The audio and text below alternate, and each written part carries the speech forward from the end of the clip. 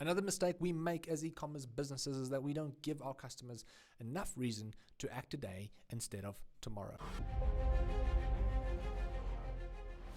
How's it, guys? Welcome to another episode of e-commerce mistakes, and today we're just going to unpack another common mistake we make as e-commerce businesses. And today that mistake is that we don't give our customers or our visitors good enough reason to act today instead of tomorrow, next week, at the end of the month, or even next month. Now, if we have to unpack that for a second, what I really mean by that is that if you had to see an ad that grabbed your attention in your newsfeed, Facebook for example, and you had to go through to the product page, what is on that page that's really getting you excited, that is convincing you in order to open your wallet and take out your credit card today instead of tomorrow? The reason that is so important is because if we have to dive into the human psyche, we'll see that 80% of people who buy online and 80% of people who actually just buy in general are emotional decision makers and therefore emotional shoppers. Now, if we are going to make decisions based on emotion, it's really important to understand the psychology behind what is actually creating these different emotions. And ideally, we want to leverage that as marketers and as business owners in order to get the biggest return on our ad spend when it comes to our investment, whether it be Google or Facebook ads, etc. And one way to do this would be to create good enough reason for people to act today instead of tomorrow. Now, how do we really go about creating such excitement? And it's very simple, really. Think about scarcity, for example. It's a situation where if you had to click on an ad and come through to a product page and look at a product that you really, really like, for example, a pair of sneakers, a brand that you love in general, a good-looking sneaker that you really admire, that's at a good price.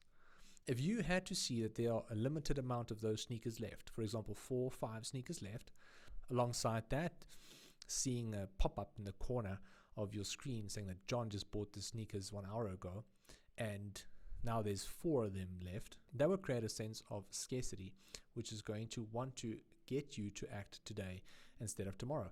Why? Because those pair of sneakers are not going to be there tomorrow. So even though scarcity is a really good tactic, it needs to be used correctly. If not, you're just going to look like as another scam artist. So the most important thing as an e-commerce business is that you need to create context behind your scarcity. And there's a big reason why Gary Vee has such a successful collaboration with K-Swiss. Now, for those of you who don't know Gary Vee, have a look at him. He's an entrepreneur, in the States. And, he focuses a lot on consumer behavior. And one of the things that he does every so now and then is he does a collaboration with a brand called K-Swiss. And what they do is they come up with a specific pair of sneakers, a specific color with a specific message, and they would only create a certain amount of those sneakers and they would release that to the public. Now, what that does is it creates a sense of scarcity because there are only so many of those sneakers available.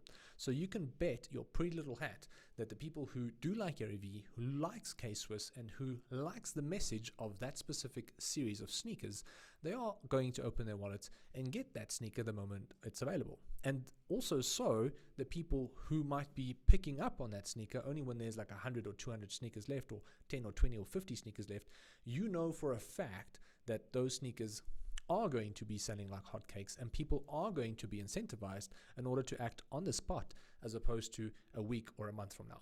So another tactic that you can look at when it comes to your marketing is creating a sense of urgency. Now, very similar to scarcity, but there's an additional type of kind of like a dimension to it.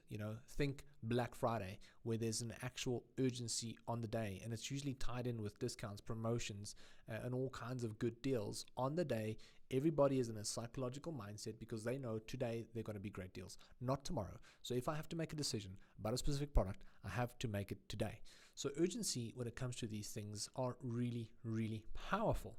However, again, you do need some context, because the last thing you do want to do is just slap a timer on a product when it comes to your e-commerce store, or pretend like there's only 10 items available when you've got heaps of stock in the back of your warehouse. So it's really a matter of being authentic, transparent, and also just providing people with context when it comes to whatever you're doing.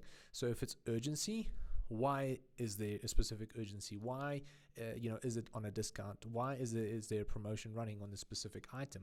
It could be Black Friday, it could be Mother's Day, it could be Christmas deals, it could be Christmas in July, whatever it is.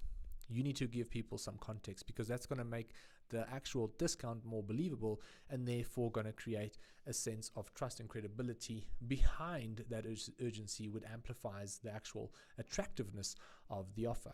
And then aside from that, from the scarcity perspective, it's really giving people a reason why. Is it an exclusive type product? There's only a certain amount of them that has been created. It's maybe something that's not going to be stocked again.